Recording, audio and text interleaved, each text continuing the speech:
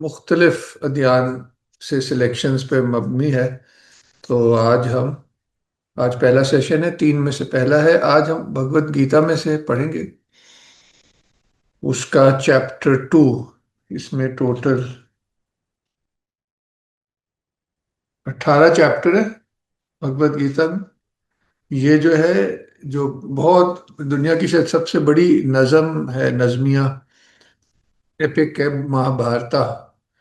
یہ ٹریڈیشنلی اس کے آخر میں آخری چیپٹر مانا جاتا ہے، مگر اس کا مزاج بہت، مطلب ہے، وہ اگر سیکرڈ ہسٹری ہے تو یہ جیسے اسکرپچر ہے، بہت فرق ہے۔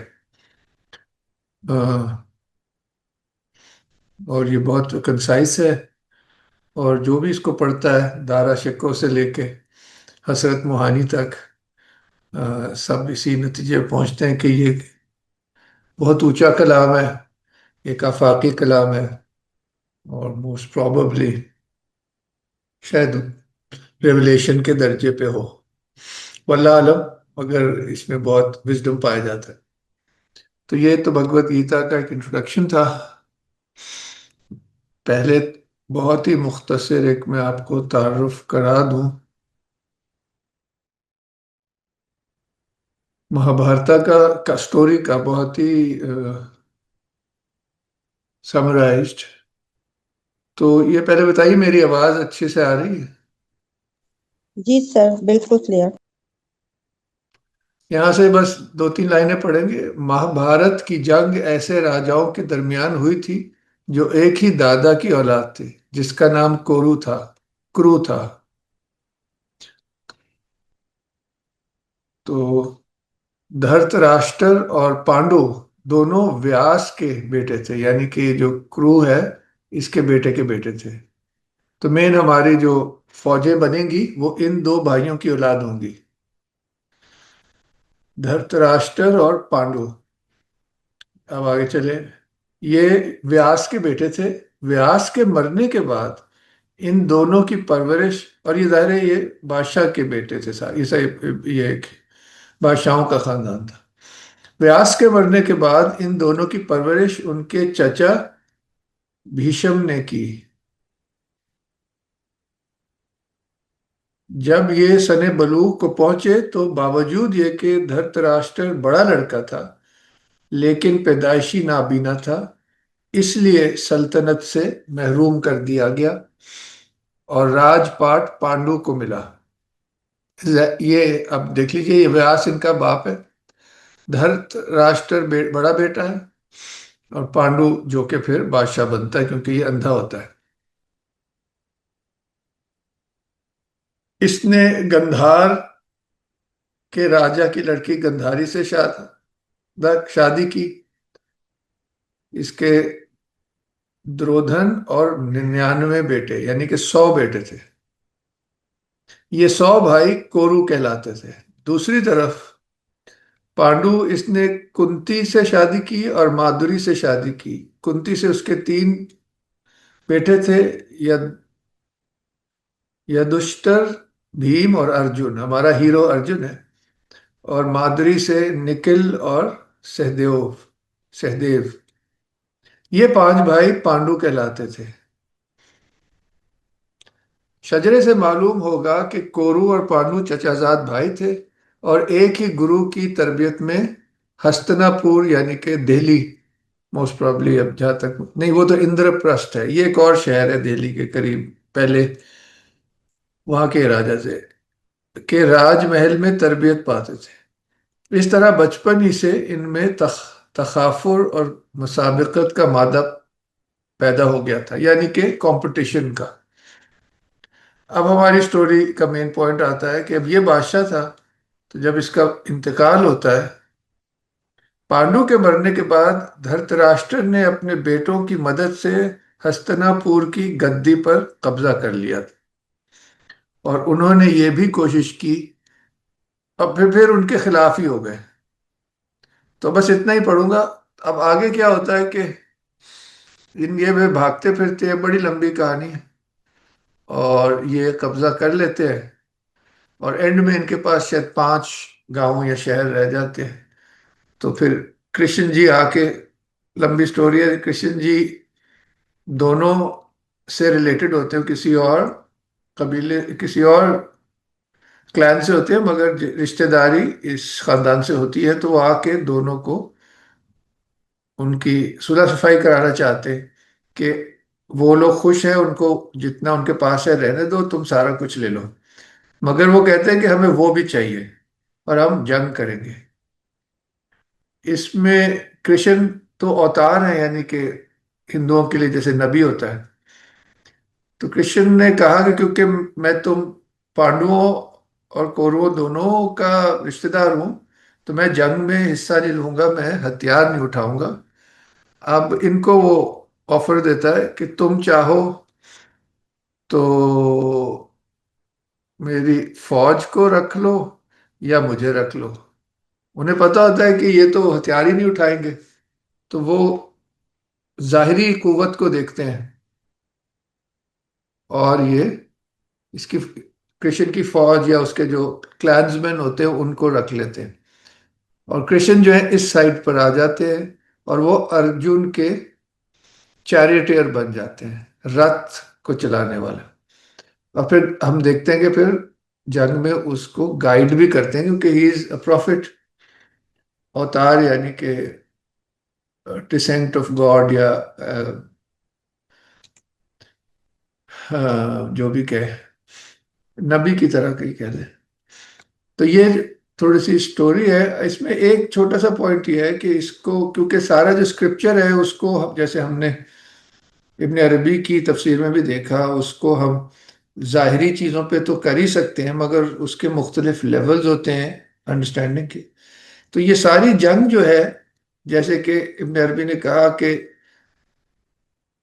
کہ وہ اصل میں ہمارے اندر کی جنگ کا بھی استعارہ یا سمبل ہے. تو یہ انسان کے لوور ایسپیکٹ سول کے آپ جان لے، جو حقیقت کو دیکھ نہیں سکتے نا، ریزن تک ہی رہتا ہے نا. ریزن جو ہے وہ حقیقت کا مشاہدہ نہیں کر سکتا. تو یہ جو گڈ سائڈ ہے، یہ 5 کا جو نمبر ہے نا، یہ اس کی طرف بھی اشارہ کرتا ہے. تو یہ آپ دیکھ لیجئے گا. اور ایسے کہہ لیں کہ یہ سائڈ آف لائٹ، یہ سائڈ آف ڈارکنس. اینڈ میں آبویسلی یہ لائٹ جیت جاتی ہے. تو اب ہم اپنی سٹوری کی طرف بڑھتے ہیں.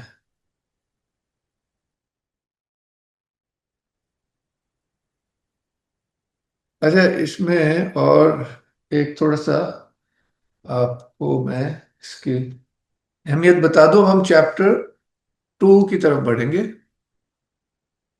Chapter 2 of the Bhagavad Gita Sankhya Yoga contains 72 verses, is the philosophical core of the Bhagavad Gita, where Krishna summarizes the entire Gita. He teaches the immortality of the soul, the necessity of fulfilling one's duty, dharma, and the path to steady wisdom by detaching from results and controlling senses.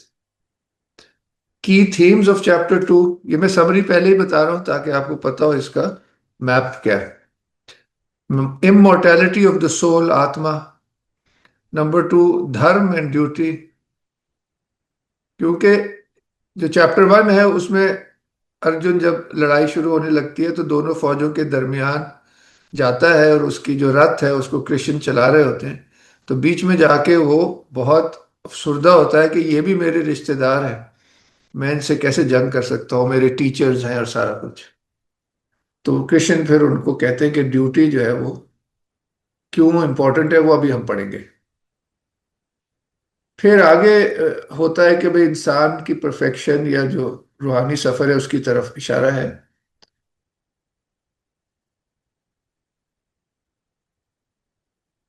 Person of study wisdom, اس کی صفات بیان کرتے ہیں. A sage who has controlled their senses is free from desire, anger. یعنی کہ spiritual perfection جو انسان کو حاصل کرنی چاہیے اس کا نقشہ کھینچتے ہیں. پھر بتاتے ہیں کہ یہ کیسے حاصل ہوتی ہے. پاتھ وے ٹو پیس، شانتی یعنی کہ. اور پھر الگ الگ راستے ہیں حقیقت تک پہنچنے کے، ان کا بیان کرتے ہیں۔ آخر میں this chapter serves as the transition from Arjun's despair to the intellectual and spiritual understanding required for him to fulfil his duty. تو یہ جناب کانٹیکسٹ ہے۔ یہاں تک آپ لوگ میرے ساتھ ہیں تو بتائیں، یا کوئی سوال ہو تو کر سکتے ہیں۔ السلام علیکم سر، وعلیکم السلام۔ یہ لاسٹ لائن اگر ریپیٹ کر دیں کائنڈلی۔ جو انگریزی میں پڑھی تھی جی جی اس میں وہ یہی کہہ رہے ہیں نا کہ ارجن بڑا دل برداشتہ ہو گیا تھا اور بہت افسردہ تھا، اور کہہ رہا میں نہیں جنگ نہیں کروں گا اپنے ہی خون کے خلاف۔ تو پھر پورا ایک حقیقت کا نقشہ کھینچتے ہیں کرشن، تو کیا ہوتا ہے؟ This chapter serves as the transition from Arjun's despair to the intellectual and spiritual understanding required for him to fulfill his duty۔ یعنی کہ یہاں پہ اس کی مین ٹیچنگ ہوتی ہے، یا اس کی، تو یہ ارجن ہے نا۔ اچھا اب ٹھیک ہے جی، آگے چلے۔ ہادی تھے شاید، ہے نا؟ One quick question, sorry. جی جی یہ جو اوور آل جو بھگوت گیتا ہے، جس ہم قرآن کو کہتے ہیں it's direct revelation, and Bible کو کہتے ہیں it's the words of Jesus, because Jesus Christ was the revelation. تو اس کو ہم ڈو وی نو یہ کس کیٹیگری میں آئے گی؟ یعنی کہ یہ تو انسپائرڈ ہی ٹیکسٹ ہے۔ اب وہ اب مجھے اس طرح تو یاد نہیں ہے، مگر ایک ہوتی ہے پراپر ریویلیشن، اس کو شاید سمرتی کہتے ہیں کیا، میں آپ کو دیکھ کے بتاؤں گا۔ دوسری ہوتی ہے شروتی یا شروتی، یعنی کہ جو انسپائرڈ ہوتی ہے۔ مگر یہ پڑھ کے تو یہی لگتا ہے کہ یہ ہائیسٹ، یہ مطلب وہی میں ایگزیکٹلی سوچ رہی تھی کہ جو ہمارے پچھلے ویک ہم نے ڈسکس کیا تھا کہ آیات are like symbols in the Quran, so all this also seems like it's very allegorical. جی ہاں، جو ماں بھارتا اٹ سیلف ہے وہ زیادہ سیکرڈ ہسٹری کی طرح ہے جیسے بائبل ہے، اور یہ جو ہے یہ اس سے اونچی مانی جاتی ہے ہمیشہ۔ It is seen like a sacred scripture. اب ہندوؤں کے سیکرڈ اسکرپچر میں بھی دو دو دو درجے ہیں، وہ مجھے نہیں پتا کہ یہ ہائیسٹ درجہ ہے یا سیکنڈ ہے، جو بھی ہے۔ یہ مطلب ہے یہ انسانی اس سے اونچی لگتی ہے اس کی سورس۔ آپ خود بھی آپ لوگ پڑھیے گا۔ جی تو جناب دوسرا مکالمہ، سانکھ یوگ یا ماہیت روح کے روح کیا ہے؟ اس مکالمے میں کرشن جی نے بتایا کہ اضطراب فضول ہے، ادائے فرض کے سامنے کسی چیز کی پرواہ نہ کرو، جنگ کرنا چھتری کا دھرم ہے، یعنی کہ کشتری یعنی کہ جو کاشت کر، یعنی کہ جو جنگجو والا، ان کی جو کاسٹ ہے نا، جنگ کرنا یعنی کہ ایک تو برہمن ہے نا، پریسٹ جو ہیں، ان کے بعد نمبر 2 جنگ کرنا چھتری کا دھرم ہے، the rulers۔ لڑائی سے بھاگنا بدنامی مول لینا ہے جو موت سے بدتر ہے۔ انسان کا فرض ہے کہ نیک عمل کرے اور شش و پنج میں نہ پڑے، بلکہ خواہشات کو فرائض پر قربان کر دے تاکہ یکسوئی حاصل ہو۔ اور جو شخص دنیاوی لذتوں کے فریب سے بچ کر سکون حاصل کر لیتا ہے، وہی وصال الہی سے فیضیاب ہوتا ہے۔ یہ بیسیکلی انہوں نے پورے چیپٹر کی سمری بتا دی ہے۔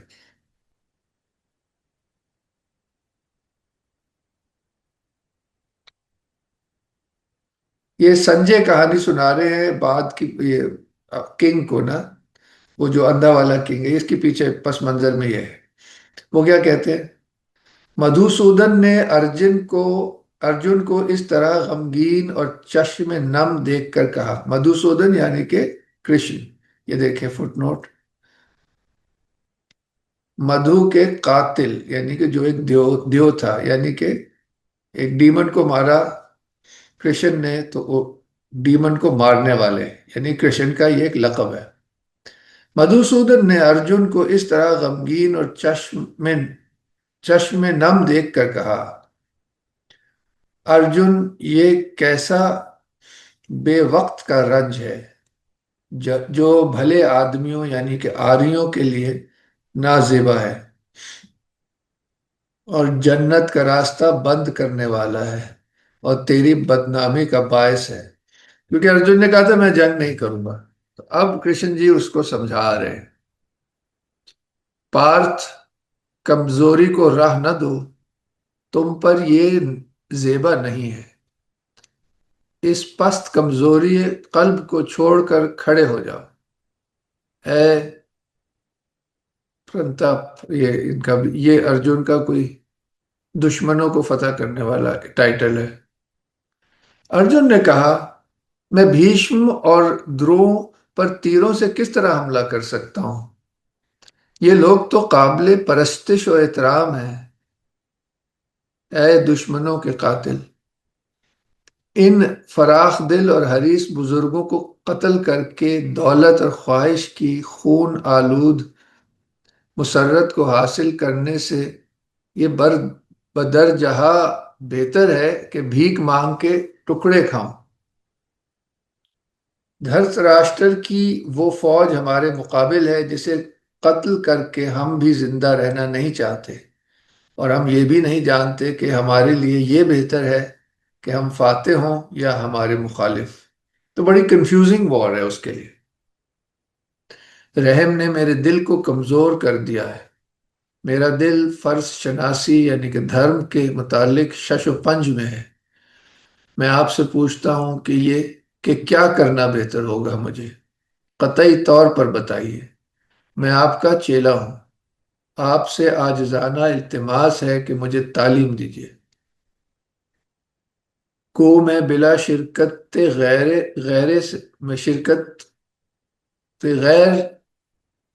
سے اس زرخیز دنیا کا مالک ہو جاؤں۔ کو میں بلا شرکت غیر اس زرخیز دنیا کا مالک ہو جاؤں، گو میں فرشتوں تک پر حکمران ہو جاؤں، تاہم میں وہ سمجھنے سے قاصر ہوں جو میرے حواس سوز رنج کو کم کر سکے، حواس کے سوز رنج کو کم کر سکے۔ سنجے نے کہا، دشمنوں کو مغلوب کرنے والے گدا کیش نے حواس پر قابو رکھنے والے ہریشی کیش سے مندرجہ بالا باتیں کہنے کے بعد کہا، دشمنوں کو مغلوب کرنے والے گدا کیش نے حواس پر قابو رکھنے والے ہریشی کیش سے مندرجہ بالا باتیں کرنے کے بعد کہا، یعنی کہ ارجن نے پھر کہا، میں نہ لڑوں گا، یہ کہا اور خاموش ہو گئے۔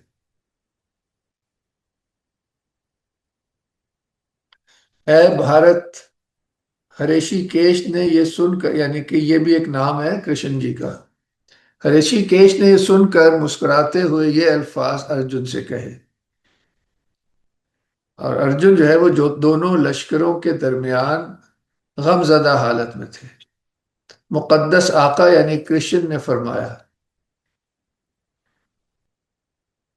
تو ان چیزوں کے لیے غم زدہ ہے جن کے لیے غم کرنا مناسب نہیں، اور عالموں کی سی باتیں کرتا ہے، لیکن عقل مند یا صاحب عرفان نہ تو زندوں کے لیے غم کرتے ہیں نہ مردوں کے لیے۔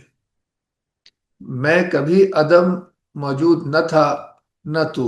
اب یہ پوری اب ایک میٹافزکس بتا رہے ہیں، وزڈم بتا رہے ہیں، یہاں سے شروع ہوتا ہے، میں کبھی عدم موجود نہ تھا نہ ہی تو، نہ یہ راجہ غیر موجود تھے اور نہ ہم میں کوئی اس کے بعد فنا ہوگا۔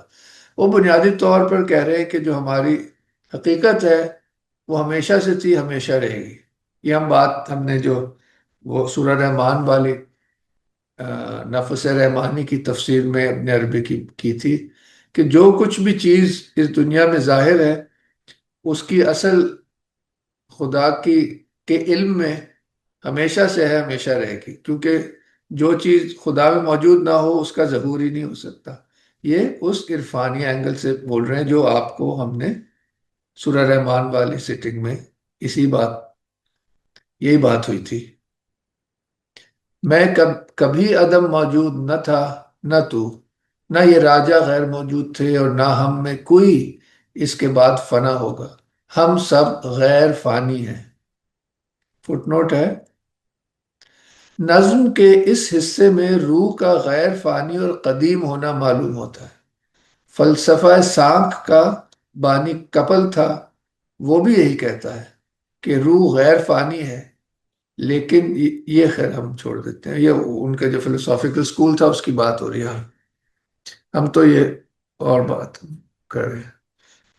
اچھا، غیر فانی ہے، جس طرح موجودہ جسم میں بچپن، جوانی اور بڑھاپا آتا ہے یا روح پر اثر کرتا ہے، اسی طرح وہ دوسرے جسم میں منتقل ہوتا ہے۔ عقل مند انسان اس پر رنج نہیں کرتا۔ اس کی ایک ٹرانسلیشن میں نے یہ دیکھی کہ جب مرنے کے بعد اگلے جہان میں جائیں گے تو وہاں بھی جسم ہوگا، جنت میں جائیں گے تو وہاں بھی جنت کا جسم ہوگا، یعنی کہ ختم نہیں ہوتا۔ اے کنتی کے بیٹے،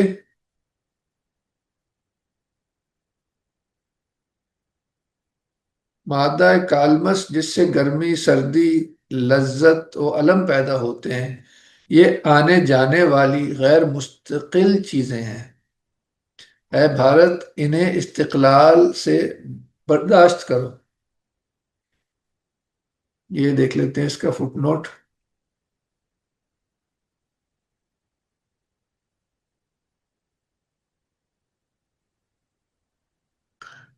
3 ہاں، یعنی حواس خمسہ کے ذریعے سے روح پر مادے کا جو اثر ہوتا ہے،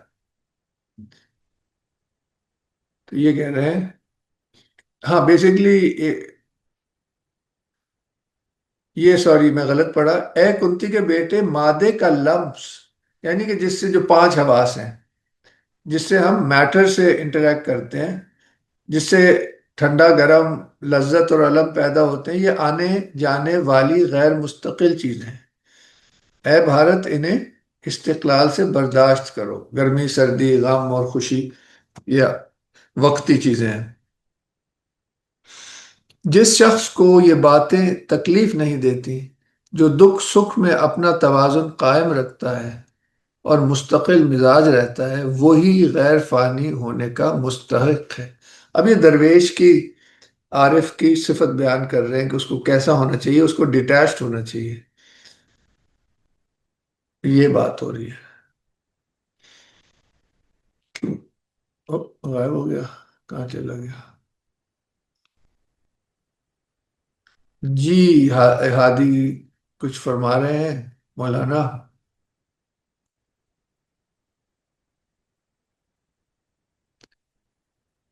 جو شخص غیر حقیقی ہے اس کا وجود ہی نہیں، اور جو حقیقی ہے وہ کبھی فنا نہیں ہوتی۔ جو لوگ عارف ہیں وہی دونوں کے اندازے سے واقف ہیں۔ جس نے ان سب چیزوں کو پھیلایا ہے اس ذات کو لافانی سمجھ، یعنی خدا کو لافانی سمجھ، کوئی بھی اس ذات لا متناہی کو فنا نہیں کر سکتا۔ یہ جسم جو روحوں کے گھر ہیں فانی ہیں، روح غیر فانی اور لامتناہی ہے۔ اس لیے اے ارجن لڑو، یہ نمبر 19 میں پڑھ رہا ہوں۔ جو اس روح کو فنا کرنے والی سمجھتے ہیں اور وہ جو اس کو فنا ہونے والی سمجھتے ہیں، دونوں جاہل ہیں۔ اس لیے کہ نہ تو روح قتل کرتی ہے اور نہ قتل ہو سکتی ہے۔ نمبر 20، وہ نہ کبھی پیدا ہوتی ہے نہ کبھی مرتی ہے، نہ وہ عالم وجود میں آ کر فنا ہوگی۔ وہ غیر پیدا شدہ ہے، دائمی ہے، قدیم ہے اور ازلی ہے۔ جسم کے قتل ہونے سے وہ قتل نہیں ہوتی۔ اے پارتھ، بھلا وہ شخص جو روح کو لافانی، دائمی، غیر پیدا شدہ اور نہ مرنے والی سمجھتا ہو، وہ شخص کسے قتل کر سکتا ہے یا قتل کرا سکتا ہے؟ نمبر 22، جس طرح کوئی پرانا لباس اتار کر نیا لباس پہنتا ہے، اسی طرح جسم میں رہنے والی یعنی کہ روح پرانے جسموں کو چھوڑ کر نئے جسموں میں داخل ہو جاتی۔ یہ ایک پرانے مذاہب میں نظریہ ہے کہ جو سمسار کا جو سرکل ہے وہ صرف ایک دنیا نہیں ہے، مگر پیرالل ان ان گنت دنیایں ہیں۔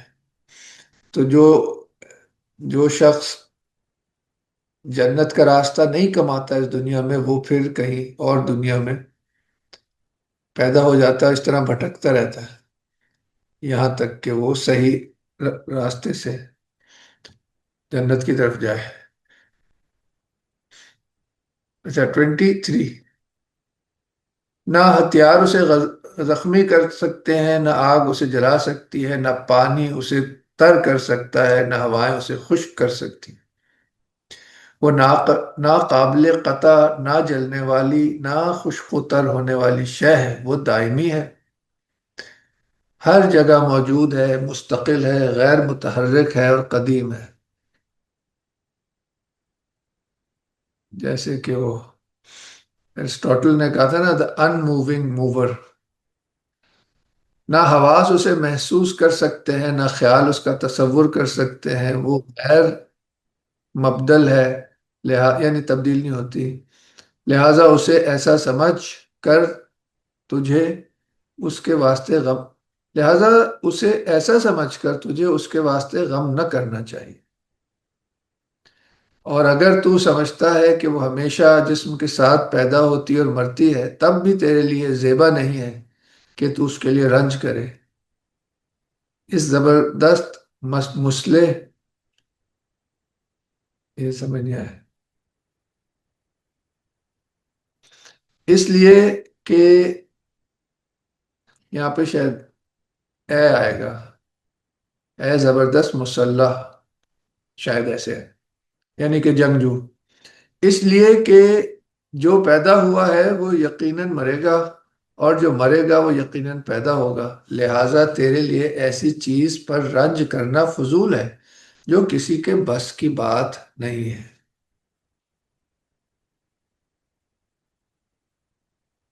تھوڑا سا آگے چلتے ہیں، آپ مین پوائنٹ تو سمجھ گئے ہیں۔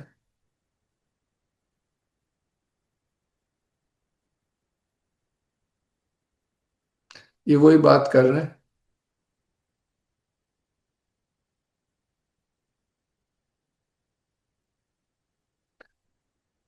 31 سے پڑھ رہا ہوں، اپنے فرض کو بحیثیت چھتری کے مد نظر رکھ کر بھی تیرے لیے لغزش کرنا مناسب نہیں، اس لیے کہ چھتری کے لیے مقدس جنگ سے زیادہ ثواب کی کوئی چیز نہیں۔ اے ارجن، وہ چھتری قابل مبارکباد ہیں جنہیں بغیر جستجو کے ایسی جنگ کا موقع مل جائے، ان کے لیے جنت کا دروازہ کھلا ہوا ہے۔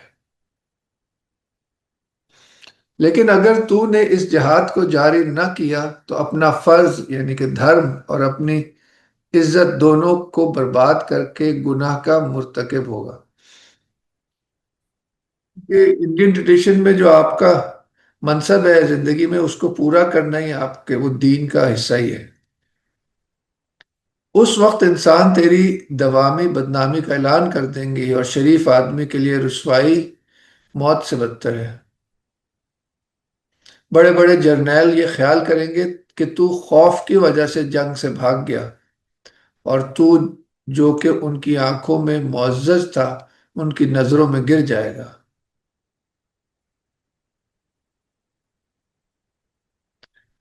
یہ آگے تھوڑا اسکپ کر رہا ہوں۔ مقتول ہو کر تو جنت حاصل کرے گا، فاتح ہو کر تو دنیا کا لطف اٹھائے گا، لہٰذا اے کنتی کے بیٹے، جنگ کے لیے کھڑا ہو جا۔ رنج و راحت، نفع و نقصان، فتح و شکست، سب کو مساوی سمجھ کر جنگ کے لیے کمر باندھ۔ گناہ سے بچنے کا یہی طریقہ ہے۔ یہ تعلیم فلسفہ ساکھ کے مطابق ہے، اب فلسفہ یوگ کے مطابق سن۔ اچھا، یہ یعنی کہ ایک یعنی کہ رائٹ لیونگ کے اصول بتائے نا، حقیقت کو سمجھایا ہے۔ اب یوگ جو ہے وہ راستہ ہے جو انسان کو خدا تک پہنچاتا ہے۔ یہ تو ہے نا کہ دنیا میں صحیح عمل کیسے کرنا ہے تاکہ آپ کی آخرت اچھی ہو۔ اگلا راستہ وہ ہے کہ اسی دنیا میں کوشش کی جائے کہ خدا کے قریب قریب ہے۔ اب فلسفہ یوگ کے مطابق سن، اس تعلیم کو حاصل کرنے کے بعد تو عمل کی زنجیروں کو توڑ ڈالے گا، یعنی کہ نجات پا جائے گا، یعنی کہ خدا سے رابطہ قائم ہو جائے گا۔ اس مذہب یعنی کہ یوگ میں اس مذہب فلسفہ میں نہ تو کوششیں ضائع ہوتی ہیں اور نہ ہی کوئی نقصان ہوتا ہے۔ اس مقدس علم سے بڑے بڑے خطرے دور ہو جاتے ہیں۔ بیسیکلی اب یہ اسپریچول پریکٹس کی بات کر رہے ہیں۔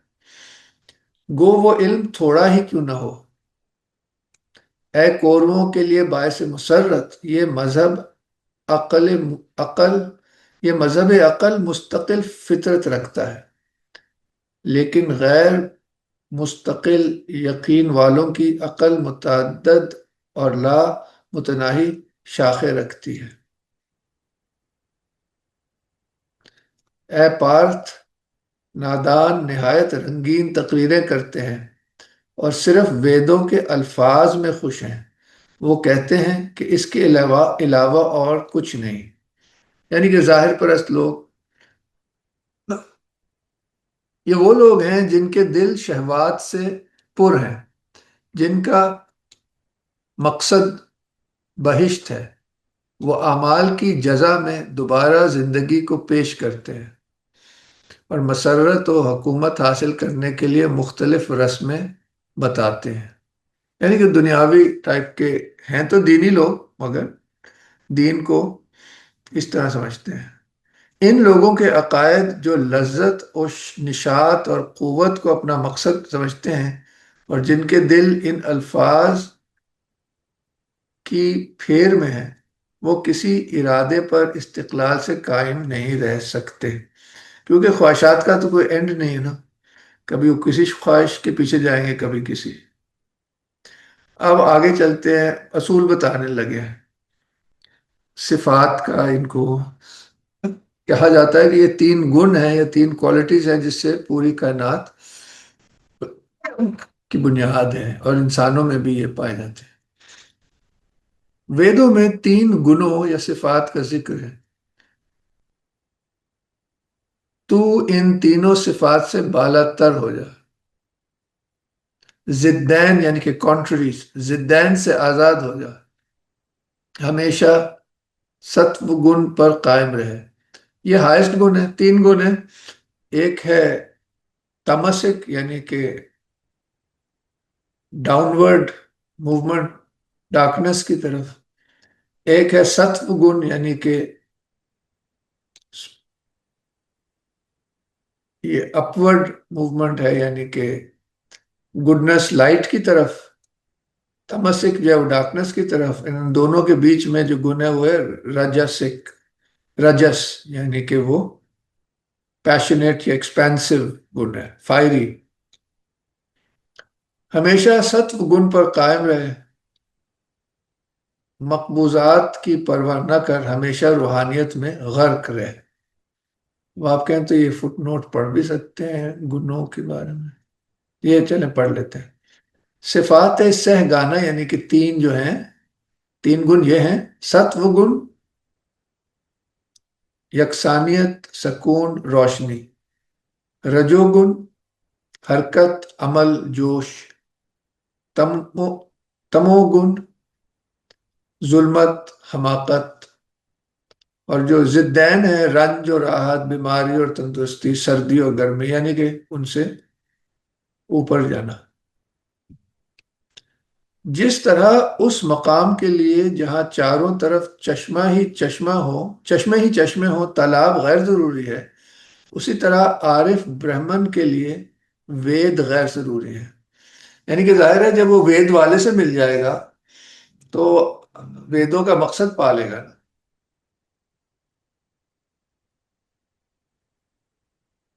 تیرا کام عمل کرنا ہے، اس کے ثمرے سے تجھے کوئی واسطہ نہیں.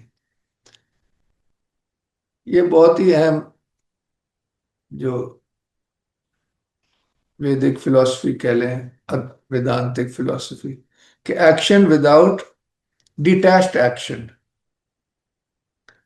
عمل کے ثمرے کو اپنا مقصد نہ بنا تاہم جامد و ساکن بھی نہ ہو جائے. دولت کو محکوم بنانے والے اپنے عمل کو بے لوث کر، یہ بڑا اچھا لفظ ہے اس چیز کو اظہار کرنے کو، بے لوث عمل، کسی فائدے کے لیے نہیں، بس جو کرنا ہے وہ کرنا ہے. اور یوگ میں قائم ہو کر انجام دے، یعنی کہ اپنی اسپریچول پریکٹس میں ڈوب کر کام کر، کامیابی اور ناکامی میں یکساں رہے. اس توازن ہی کا نام یوگ ہے. اے ارجن، عقل مطمئنہ کے مقابلے میں محض عمل نہایت ہی ناچیز ہے. یعنی کہ اندرونی جب سکون نہیں ہوگا تو باہر جو مرضی عمل کرتے ہیں. صرف عقل مطمئنہ ہی میں پناہ لے. جو لوگ ثمرہ اعمال کو مقصد بناتے ہیں وہ قابل رحم ہیں. جو اس عقل متوازن میں قائم ہو گئے ہیں وہ نیک و بد اعمال کو چھوڑ دیتے ہیں. لہذا یوگ پر عامل ہو جا. اعمال میں خوبی پیدا کرنے ہی کا نام یوگ ہے. اس لیے کہ عقل مند یوگی ثمرہ اعمال کو ترک کر کے اور اسی دنیا میں تناسخ سے نجات، یعنی کہ دوبارہ دوبارہ دوسری دنیاوں میں پیدا ہونے سے نجات پا کے فراغت کاملہ یعنی کہ مکتی پا جاتا ہے، حاصل کرتے ہیں. جی آپ لوگ فالو کر رہے ہیں جناب؟ کون کون ہے؟ عطیہ، آمنہ؟ ایک دو چھوٹے کوسچنز تھے، اینڈ کے لیے چھوڑوں یا ابھی پوچھ لوں؟ پوچھ لیں پوچھ لیں. ایک تو یہ تھا کہ یہ جو ابھی ہم نے پیسج پڑھا ہے، جس طرح ہم لاسٹ ٹائم بات کر رہے تھے کہ قرآن میں there are two meanings. One is the obvious one, and one is an inner meaning, an esoteric, if you like. This seems to be only addressing the esoteric side of یہ. For example وہ کہہ رہے ہیں کہ جی detached action, کہ آپ اس چیز کی morality میں نہ جائیں. تو یعنی کہ یہ جو ٹیکسٹ ہے it's only addressing the not the salvation element but the sanctification element. بالکل بالکل، ویری نائسلی پٹ. یہ بالکل یہ اس طرح کا ٹیکسٹ ہے، بالکل جیسے کہ مسٹیکل ٹیچنگ ہوتی ہے یا عرفانی. تو یہ ان سینس ایک نبی سے آ رہا ہے نا ڈائریکٹلی. کرشن جو اوتار ہیں وشنو کے، وہ اپنے چیلے کو سکھا رہے ہیں ڈائریکٹلی.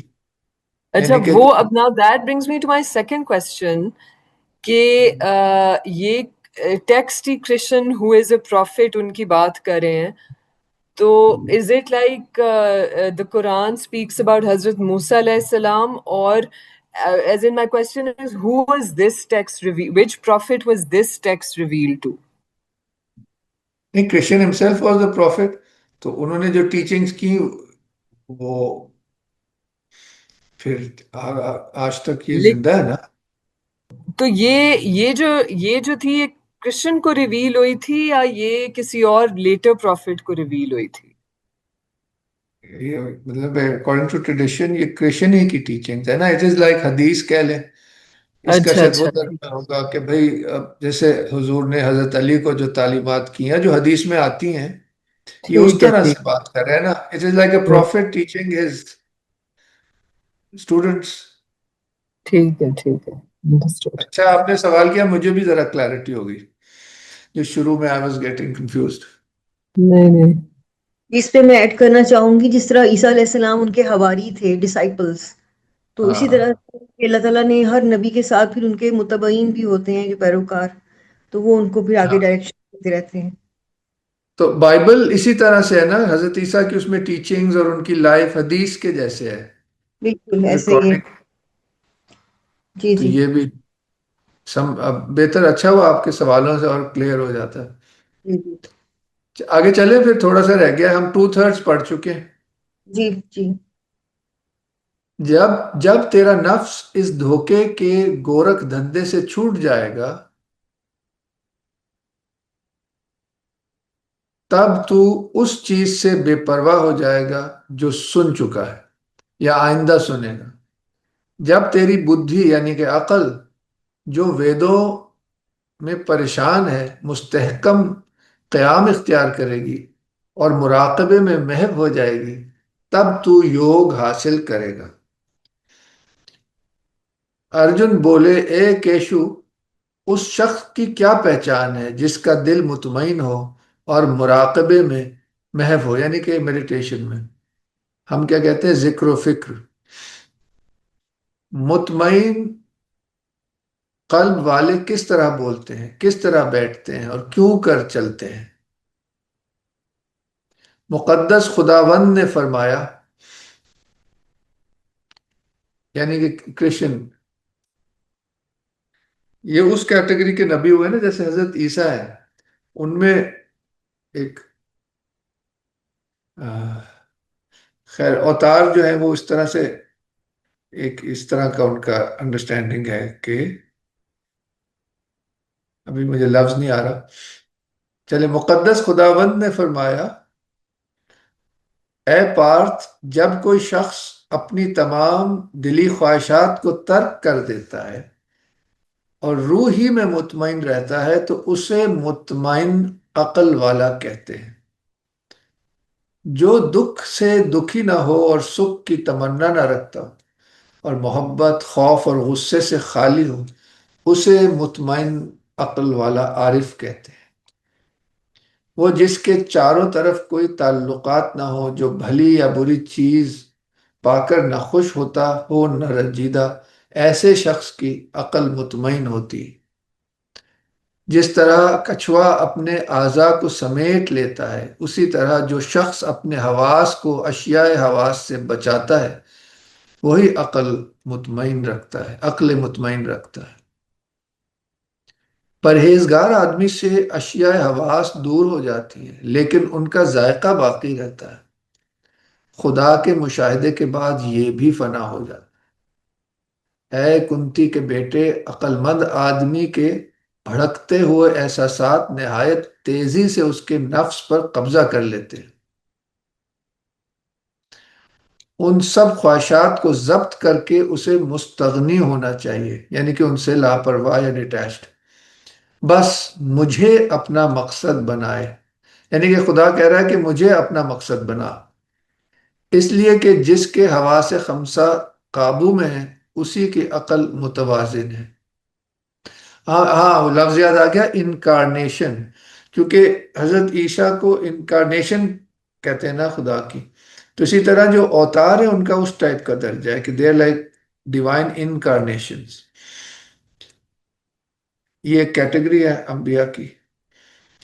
اس لیے کہ جس کے حواس خمسہ قابو میں ہے اسی کی عقل متوازن ہے. یہ اب یوگک پریکٹسز کا اصل میں مقصد انسانی سطح پہ یہی ہوتا ہے تاکہ پھر وہ انسان ان چیزوں سے آگے چلے. جب کوئی شخص اشیاء حواس پر غور کرتا ہے تو ان کے سے انس ہو جاتا ہے، اس سے خواہش پیدا ہوتی ہے اور خواہش سے غصہ پیدا ہوتا ہے. اب تھوڑا فاسٹ چلیں کیونکہ ٹائم ختم ہو رہا ہے. غصے سے دھوکہ اور دھوکے سے ذہن پریشان اور عقل برباد ہو جاتی ہے. عقل کی بربادی اس کی تباہی کا باعث ہوتی ہے. لیکن جو اشیاء حواس کا مقابلہ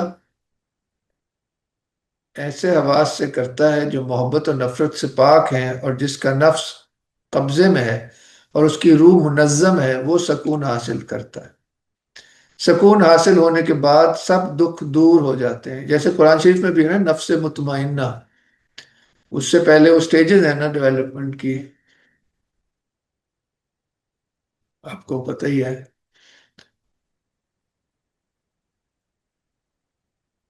اچھا، سکون حاصل ہونے کے بعد سب دکھ دور ہو جاتے ہیں، اس لیے کہ جس کا نفس سکون حاصل کر لیتا ہے اس کی عقل مستحکم اور متوازن ہو جاتی ہے۔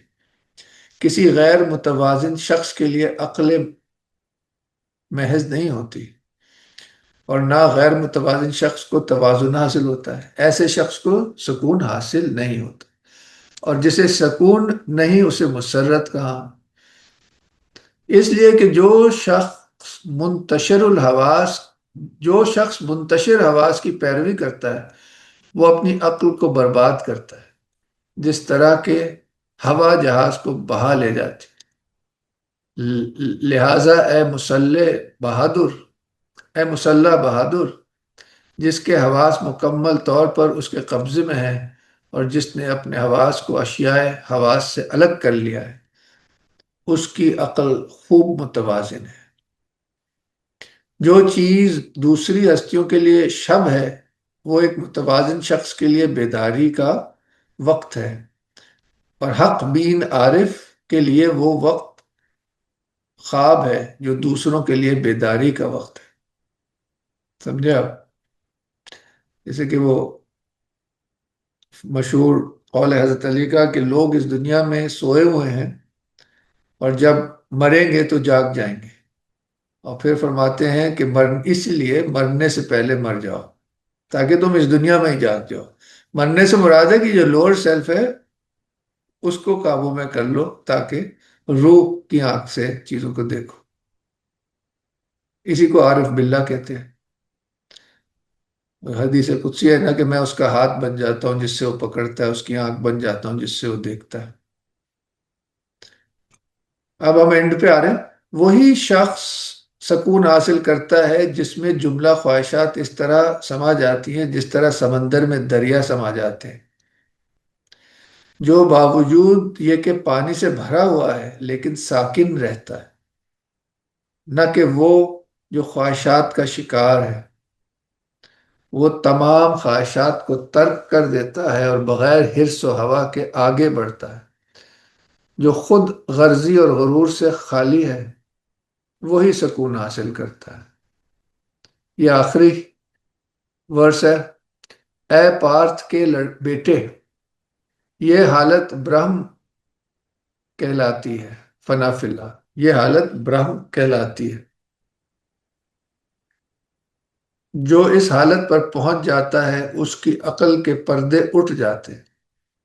اگر حالت نزا میں بھی یہ حالت میسر آئے تو وہ برہم میں نروان حاصل کرتا ہے، یعنی کہ وہ خدا تک پہنچ جاتا ہے۔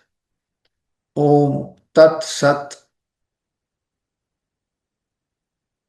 اس طرح ختم ہوتا ہے نغمہ خداوندی کا دوسرا مکالمہ، جسے سانکھ یوگ یا ماہیت روح کہتے ہیں، جو سری کرشن اور ارجن کے مکالمے کے سلسلے میں تعلیم عرفان ہے۔ چلیں پورا پورا ٹائم پہ۔ جی جناب، اینی کامنٹس اینڈ کوشچنس؟ جی Hadi. This was very fun Taimur Sahib. اس کی وجہ یہ ہے کہ میں نے یہ ٹیکسٹ پہلے پڑھا ہوا ہے، سنا ہوا بھی ہے، پر وہ انگریزی زبان میں تھا، فرسٹ ٹائم اردو جی زبان میں۔ اور خوبصورتی یہ ہے کہ اس کے اندر عربی کے الفاظ جو کہ اپنی ریلیجس کونوٹیشن رکھتے ہیں، پورا ایک ٹریڈیشن، وہ پیرالل کے اندر جو ہے وہ سنسکرت کے خاص الفاظ ان کے ساتھ جو ہیں وہ، مطلب وہ ظاہر ہے یہ الفاظ ہیں، وہ وزڈم اپنی جگہ رکھتے ہیں، تو وہ to have that come together Urdu زبان کے اندر مطلب بڑی ایک خوبصورت بات ہے۔ مطلب if you look at it, ہم جہاں کھڑے ہوئے ہیں ان دا 21st سینچری، اب وہ ٹریڈیشنز آف نالج ہے نا، تو وہ مل کے آ کے اردو زبان کے اندر جس خوبصورتی کے ساتھ اردو ٹیکسٹ وہ مختلف لینیجز بتا رہا ہے، وہ اپنے اندر معنی رکھتا ہے، تو that was very wonderful to come across. میں چاہوں گا کہ اگر آپ یہ ٹیکسٹ بھی شیئر کر دیں تو جی، یہ 1935 کا ٹرانسلیشن ہے، مسلمان کا کیا ہوا۔ خوبصورت۔ ایک اور بات میرے ذہن میں آ رہی تھی، جی جی وہ یہ ہے کہ حضرت علی جو ہیں he had to fight his brethren as well after the prophet had died, اور جب وہ خلافت تھی ان کی. تو آئی واز ونڈرنگ کہ ان کی conversations with himself یا when he was praying، تو how similar that would have been to this because he too was to fight his brethren. تو اب میں نے اتنی زیادہ اسٹڈی نہیں کی، but I would like to explore that, مطلب in my own self study as well, مطلب کیا پتا کوئی پیرلل ایلیمنٹس دیکھنے کو ملیں. I was just بڑا wondering. بڑا بڑا آپ نے کمال ویسے کیا، کیونکہ جنگ جمل میں ایسا ہی تھا نا، ادھر بھی صحابہ تھے، حضرت عائشہ تھی، اور ایسا ہی تھا نا. بالکل ایسی تھا. تو وہ کافی ملتا جلتا سیناریو تھا، آپ صحیح کہہ رہے ہیں. اور اس میں حضرت علی کی ٹیچنگز ہیں بالکل بہت. ہاں جی عطیہ نادر. ایک چیز جو میں سوچ رہی تھی کہ یہ ٹیکسٹ since it addresses جسے کہتے ہیں نا کہ people who are looking for nirvana یا who are looking for sanctification، تو یہ this is divine wisdom that it was revealed at a time when perhaps a larger part of the population was only concerned with that.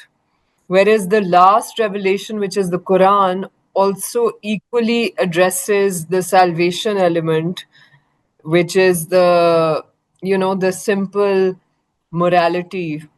So it came in the cycle of revelation much earlier, and perhaps that's why the dominant message is to the higher parts of our souls, whereas the Quran addresses every part of the soul, because now the larger, I mean, in this last sort of cycle, the larger part of the population may not understand those, the second layer that the Quran talks about. ہاں مطلب بات تو مورلیس تو ٹھیک ہے، مگر اس کو شاید ایسے دیکھنا چاہیے کہ ان کی جو آسمانی کتابیں تو وید کہلائیں گی نا، جس پہ سارا آؤٹ ورڈ ریلیجن، ان کے جو مولوی حضرات ساری عبادات اور یہ وہ سارے رولز ہیں، یہ in a sense is more directly prophet teaching his disciple about the. یہ تو یہ وزڈم ٹریڈیشن میں آ جائے گا، یہ عرفان میں یا تصوف. کوئی بھی دین جو ہے وہ تصوف سے خالی نہیں ہوتا. اس لیے وہ کہہ رہے ہیں نا کہ ویدوں سے آگے جاؤ، ان کی یعنی کہ روح تک پہنچو. جیسے کہ کہا جاتا ہے نا کہ تمام عبادات کا جو مغز ہے وہ ذکر الہی ہے. اس لیے جہاں پہ نماز کا ذکر ہے جس آیت میں کہ نماز آپ کو بے حیائی سے دور رکھتی ہے، اسی کے ساتھ ہی فوراً آ جاتا ہے وَلَا ذِكْرُ اللَّهِ اکبر، جس کا مطلب یہ ہے کہ نماز بھی اللہ کا ذکر ہے، کہ بے شک وہ افضل ہے، اور اس کا یہ مطلب یہ ہے کہ یہ اس سے بھی افضل اللہ کا ذکر ہے. تو یہ جو ادیان میں یہ دو سطح ہمیشہ رہتی ہیں، ہر دین میں ہوتی ہیں. میں مطلب اس طرح اس کو دیکھ رہا ہوں فی الحال. سر میں یہ کہنا چاہوں گی کہ اس میں جو باطنی بھی ایک ہے، جو آپ پہلو ہے ایلیمنٹ، کہ حق اور باطل کی جنگ ہمیشہ رہتی ہے، اور اپنے نفس کے اندر بھی ہمارے جو نفس کے خلاف نفس امارہ، نفس لوامہ، اور پھر نفس مطمئنہ تک پہنچنا، تو حق کا ساتھ دینا اور حق کے لیے شہادت، یہ خود ہر اسلام میں بھی اور ہر دین میں رہا ہے کہ آپ حق کے لیے لڑیں، you have to fight it out, اور آپ نے حق کا ساتھ دینا ہے. تو وہ پھر یہ بات ہے کہ ہم چاہے اپنے رشتہ دار ہیں، اپنا نفس بھی ہے، تو ہم نے حق کا ساتھ دینا ہے، حق بات کو ہم کریں، اس کو ہمیشہ اس کے ساتھ رہیں، اور وہی لوگ فلاح پائیں گے. پھر نجات کا یہی راستہ ہے، بس یہ میں کہنا چاہوں. یہ جو پوری لڑائی ہے نا، اس کو آپ اپنے نفس کے اندر بھی اس کو پلیس کر سکتے ہیں نا، کہ جو خواہشات اور جو ڈارکنسز ہیں وہ دیکھیں 100 بھائی ہیں. تو جیسے قرآن شریف میں بھی ہے کہ انسان جو ہے وہ ظلمات سے نور کی طرف آتا ہے. ظلمات جو ہیں وہ پلورل ہیں، صحیح. ڈارکنسز پلورل ہے، اور جو حق ہے وہ واحد ہے. وہ بھی نظر آتا ہے کہ جو روشنی کی سائڈ ہے وہ 5 ہیں بھائی. اور خیر بالکل بالکل. اور جی سمیرہ. اللہ نور السماوات، اللہ خود بھی نور، اللہ ہاں میں اصل میں وہ سورہ حدید کی آیت ذہن میں تھی، میں کوٹ تو نہیں ابھی کر پا رہا، کہ اللہ تعالیٰ جو ہے وہ اندھیروں سے نور کی طرف گائیڈ کرتا ہے۔ یہ سورہ البقرہ میں ہے، البقرہ میں، ہاں جی، سورہ اس میں حدید بھی میں ہے۔ بھی ہے۔ جی جی، کافی جگہوں پہ ہے، جی اللہ سمیرہ،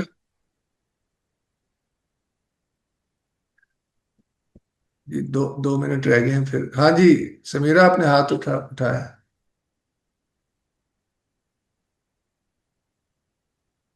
چلے، آواز جی آواز آ رہی ہے؟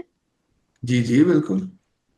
اچھا جی، یہ ابھی ہم ڈسکس جو ہم کر رہے تھے، بشو نے کہا تھا کہ وہ کہتے ہیں کہ جو روح جو ہے وہ پراپر طریقے سے مطلب اس چیز کو جو راستہ اس کو اور فالو نہیں کرتی ہے، تو بار بار جو ہے مختلف شکلوں میں پیدا ہوتی ہے، اور اس کو وہ جو مکتی ہوتی ہے وہ نہیں ملتی، اس نے ذکر کیا۔ تو اس کا کوئی تعلق، وہ جو یہ ہندو بات کرتے ہیں 7 جنم کی بات کرتے ہیں، اس سے تعلق ہے اس چیز کا؟ جی یہ ایک لمبی بات ہو جائے گی، یہ اکثر پرانے ادیان میں پایا جاتا ہے اور اس کی طرف شاید اشارہ قرآن میں بھی ہے، مگر کیونکہ جو اب بعد کے ادیان ہیں وہ کافی فوکس ہوتے جاتے ہیں، اس میں پورا ایک مشیت الہی ہے، ایک وقت کا اپنا ایک ہوتا ہے، یعنی کہ پچھلے ادیان میں ایک بہت وسعت پائی جاتی ہے ان کی ٹیچنگز میں، لوگوں کی عمریں بھی بہت لمبی ہوتی تھیں، اس طرح آپ دیکھیے وقت کا بہاؤ بھی آہستہ ہوتا تھا، اس کی طرف بھی قرآن میں اشارہ ہے سورہ واقعہ میں غالب، کہ بھئی جو نیک لوگ ہیں وہ پہلی امتوں میں بہت زیادہ تھے اور بعد کی امتوں میں کم کم ہے، ہو۔ یہ وغیرہ وغیرہ۔ تو خیر اس کو الگ الگ طرح دیکھا گیا ہے، تو ابھی ہم ظاہر ہے اس پہ کوئی حتمی تو نہیں، مگر یہ کہ یہ پایا ضرور جاتا ہے۔ مثال کے طور پر ایک آثار ہے، ٹائم تو نہیں ہے میں جلدی سے بات کر دوں، ایک ایسی حدیث ہے جس کی سند ایک پوائنٹ تک تابعی تک شد جاتی ہے، آگے نہیں جاتی، اس میں یہ ہے کہ حضور پاک کو ایک ویژن کہہ لیں، خواب کہہ لیں، جو بھی کہہ لیں، حضور نے دیکھا کہ حضرت جبرائیل ان کو ایک صحرا کے کنارے پہ لے گئے، اور وہاں آپ دیکھتے ہیں کہ تا حد نظر اونٹوں کی قطار ہے، اور ایک طرف سے آ رہی ہے اور تا حد نظر دوسری طرف، بس وہ قطار چلتی جا رہی ہے، اور ان اونٹوں نے 2 بوجھ اٹھائے ہوئے ہیں۔ تو جب آپ نے غور سے دیکھا تو یہ پوچھا بلکہ جبریل سے کہ یہ کیا ہے، تو انہوں نے فرمایا کہ یہ دنیایں ہیں، اور جب دیکھا تو ہر دنیا میں ایک محمد ہے صلی اللہ علیہ وسلم، یعنی کہ یہ وہ جو سمسار کا ایک کانسیپٹ ہے نا ہندوؤں میں، یہ سمجھیں اسی کا نقشہ ہے۔ تو یہ خیر اشارت نہیں، ابھی بات ہو سکتی ہے، بڑا الگ سا موضوع ہے۔ جی سمیہ لاسٹ ہے، پھر ہم ختم کریں گے کیونکہ اب اس کے جی، بعد حجاز۔ جی سر تیمور، ابھی آپ بات کر رہے تھے کہ وہ جو 100 بیٹے ہیں، تو وہ is it also symbolizing the veils as well? اور وہ جو 5 بات کریں کہ وہاں پہ لائٹ کی جو بات کی بھی، واٹ از نمبر سمبلائزنگ؟ اگر ہم اس کو بریک ڈاؤن کریں تو how would you categorize those 5؟ Because 100 تو ویلز کہہ لو یا ایگو کی سیلف کہہ لو، نفسہ لیولز کہہ لو، so how would you categorize those 5 things?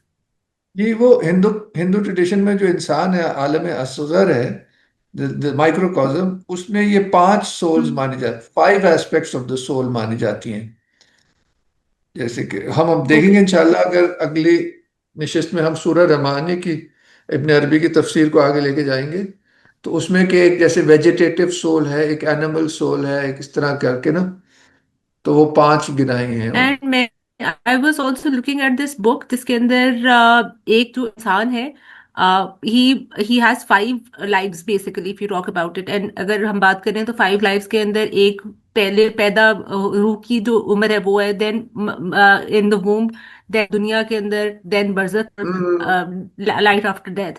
تو وہ اس کے صحیح اندر بھی بات، کیٹیگرائز ہو سکتا ہے پروبیبلی.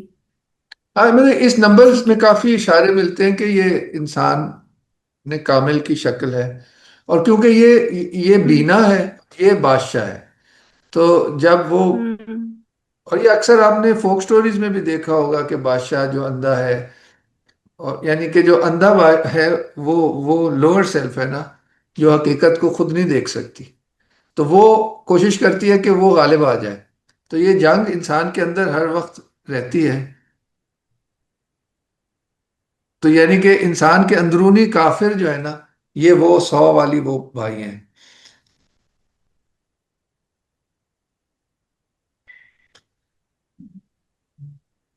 اچھا جناب، بہت بہت شکریہ. عباس صاحب، آخر میں آپ کوئی ہمیں ہمیشہ کی طرح کوئی نقطہ بیان کریں. نہیں، آپ نے بہت اچھا ایکسپلین کی. میری آواز آ رہی ہے آپ کو؟ جی جی، آ رہی. ہیلو جی. جی، نہیں، بہت ہلو. اچھا تھا، مطلب کافی. جی جی، ہیلو ہیلو. جناب جناب جناب، بولیں بولیں. نہیں، میں کہہ رہا تھا کہ بہت اچھا آپ نے ایکسپلین کیا. ایک بس پوائنٹ میرے ذہن میں آ رہا تھا. ہوں وہ یہ تھا کہ یہ جو مکالمہ ہو رہا ہے کرشن کا اور ارجن کا، تو مجھے ایسا لگ رہا ہے جیسے کرشن جو ہے نا، اس سے پہلے کہ ارجن کو کرشن رہنمائی کرتے، ارجن سمبولائز کر رہے ہیں کنفیوز سول کو بیسیکلی. اور میرے حساب سے جو کرشن ہے وہ اسپرٹ ہیں، اینڈ دا سول جی is being illuminated by the spirit. اور جو کنفیوز سول ہے، جو ارجن ہے، وہ جنگ کرنے کو تیار نہیں ہے. اب خارج میں ٹریڈیشنل سوسائٹی میں جو جنگ ہوتی تھی وہ بھی ایک سیکرٹ ایکٹیویٹی ہوتی تھی. وہ بیسیکلی ہوں آرڈر اور بیلنس پیدا کرنے کے لیے ہوتی تھی. تو جو کنفیوز سول ہے وہ تزکیے کے لیے تیار نہیں ہوتی، ریزسٹ کرتی ہے. تو مجھے ایسے لگ رہا ہے کرشن جو ہے وہ اسپرٹ ہے، spirit is guiding the civil تاکہ کلیئرٹی لا سکے، کنفیوژن دور کر سکے. تو آئی تھنک تزکیے میں سب سے بڑی رکاوٹ پھر اگنورینس ہوتی ہے، جو جو بے شک کنفیوژن جو چیز پیدا کرتی ہے. تو بے شک. ظاہر بات ہے وہ خارج میں وہ جہاد اصغر ہے، اگر رسول اکرم نے جو بے ٹرم یوز شک. کی ہیں، اور بعد واہ میں واہ. جہاد اکبر. تو یہ انالوجیکل واہ. کورسپونڈنس مجھے نظر آ رہی ہے. تو ارجن جب جی بات مان لیں گے کرشن کی، یہ ایسے ہی ہے جیسے سول جو ہے، soul has submitted to the spirit, تو پھر وہ جنگ بھی کریں گے، وہ جس آرڈر بھی پھر اسٹیبلش کریں گے. تو خارج میں آرڈر اسٹیبلش ہونے کا مطلب یہ ہے، اگر analogically it corresponds to the soul جس کے اپنے اندر آرڈر اسٹیبلش ہو گیا، جو نفس مطمئن ہے. تو یہ اس طرح کی واہ. کورسپونڈنس مجھے نظر آ رہی ہے. نہیں نہیں، بس یہ آپ اسی طرح جو سمرائز کرتے ہیں نا، یہی تو خاص بات ہے آپ کی. چلو، تو بس میرے ایک دن میں ایک تھاٹ آئی، میں نے کہا میں شیئر کر لوں. اگلے سیشن حجاز کا ہے. وہ ان کو میں نے ان کے پاس لنک نہیں تھا تو میں نے ابھی بھیجا ہے. تو ریحان، اتنی دیر میں اگر آپ کوئی تاثرات شیئر کر لیں تو ابھی حجاز جوائن کریں گے 2 منٹ میں. جی خان صاحب، میں بس 9:30 کے قریب آیا تھا اور میں او تب سے سن رہا ہوں. بہت خوب. اور میں نے بھگوت گیتا کا یہ اردو ورژن آج سنا ہے، بہت خوبصورت ہے. اور باقی اس میں کوئی شک نہیں کہ کرشنا سے متعلق یہ بہت سے باوثوق ذرائع سے ہمیں یہ پتہ چلتا ہے کہ وہ نبی ہیں، اور یہ ان کی ٹیچنگز ہیں اور عرفانی ہیں، بہت خوبصورت ہیں. باقی یہ جو شاہ جی نے بات کی بہت خوبصورت ہے، لیکن بہرحال مہا بھارت بھی تو ہوئی نا، اور ہاں. ظاہر ہے کہ یہ اس کا مہا بھارت کا ایک حصہ ہے جسے ہم بھگوت گیتا کہتے ہیں. تو کیشو اس میں ارجن کو تعلیم کرتے ہیں اور بہت خوبصورت تعلیم کرتے ہیں، اس میں کوئی شک نہیں. واہ. بہت پیارا، بہت پیارا. اور آپ نے جس طرح بہت. بتایا اور اس طرح سمرائز کیا اور جو سوالات ہوئے وہ بھی بہت خوبصورت ہیں، ماشاءاللہ. اور آپ کی حصہ لینے کا بھی بہت شکریہ، بڑا اچھا لگتا ہے. جی میں تو حاضر جی، میں تو بہت کچھ سیکھتا ہوں آپ سے، ہمیشہ سیکھتا ہوں. یہ غالباً پہلی صدی عیسوی کا یا پہلی کے بعد دوسری کا ٹیکسٹ ہے یہ. اصل میں تو یہ شاید یہ پرانا ہے، ہو بھی سکتا جی ہے واللہ پرانا عالم. ہے. مطلب بہت ہی، کیونکہ یہ چیزیں لکھی تو بعد میں گئی نا، تو جی لکھی بعد میں کہیں سی. ہاں، لیکن یہ کرشنا میرا خیال ہے کہ عیسیٰ علیہ السلام کے بعد ہیں شاید. بہرحال مشکل. وہ ہاں ویسے یہ کنفرم اچھا نہیں ہے. اچھا سوال ہے. جی، دیکھتا ہوں یہ جو میرا بعد کے خیال. ہیں. اچھا. تیمور صاحب، یہ جو ہاں واللہ. حسینی برہمنز ہیں جن کو لنک کیا جاتا ہے وتھ کربلا، یہ بھی پھر ایک کوئی مسٹیکل سیکٹ آف ہندوازم ہوں گے جو جن کا اتنا کراس اوور وتھ اسلام بھی ہے and حضرت حسین علیہ السلام بھی ہے. یہ تو کربلا کے بعد ہے نا عطیہ، بالکل ہیں. وہ تو آپ واقعہ صحیح. نہیں، میں ٹریول کہہ رہی کرتا ہوں ہے. کہ وہ بھی کوئی اسی ٹائپ کی ٹیچنگ کو دیکھتے ہوں گے جو انہوں نے اتنی سیلف سیکریفائسنگ چیز کی. دیکھیں بس ہاں یہ تو یعنی شاہ جی آگے ہیں حجاز شاہ جی، لیکن یہ بہت دلچسپ بات ہے، وہ یہی ہے کہ ہر مذہب کی روح یا جوہر تو وہی ہے نا، ہاں خدا کے لیے قربان ہونا. والذین یؤثرون علی انفسہم، وہی کربلا ہے، اور وہی اس سے پہلے حضرت زکریا ہیں، پھر حضرت اسماعیل کی قربانی ہے، باقی انبیاء کی. تو یہ تو ٹریول کرتی ہے، یہ تھاٹ اور یہ جو جوہر ہے یہ موجود رہا ہے. جی میں بھی اس میں ایڈ کرنا چاہوں گی کہ شہادت جو ہے وہ یہی کہا گیا کہ ان کو مردہ نہ کہو، وہ زندہ ہیں. جو شہید ہوتا ہے فی سبیل اللہ، صرف اللہ کی خاطر لڑتا ہے، تو اس کا رتبہ بھی کیا ہے وہ ہم لوگ سمجھ بھی نہیں سکتے، کہ وہ کس طرح سے ان کو رزق بھی دیا جاتا ہے، اور وہ بالکل ایک نئی دنیا میں، اور بالکل وہ زندہ ہیں ماشاء اللہ. تو اللہ سب کو کیا شہادت کی نصیب کرے. بالکل بالکل، آج ہم نے ٹیکسٹ پڑھا، سمجھیے کہ یہ وہ اس حوالے سے مناسبت رکھتا ہے کہ روح کو فنا نہیں ہے، اور ظاہر ہے شہید کا درجہ تو بہت ہی